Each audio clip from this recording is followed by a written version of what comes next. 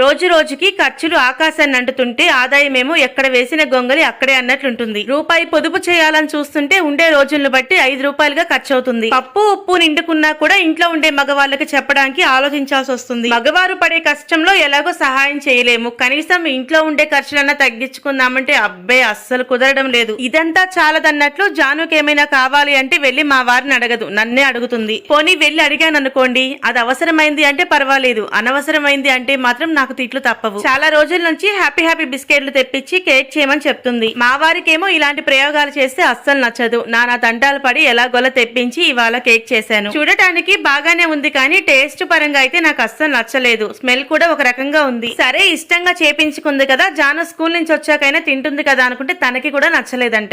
కొన్ని ఫోన్ లో చూడడానికి బాగానే ఉంటాయి కానీ మనం చేసిన తర్వాత గానీ తెలియదు వాటి టేస్ట్ ఎలా ఉంటుందనేది. ఇదంతా చేసిన దానికి బాగొచ్చి కడుపు నిండా తింటేనా పర్వాలేదు కానీ అంతా వేస్ట్ చేశామంటే మళ్ళీ తిట్టించుకోవాల్సిందే.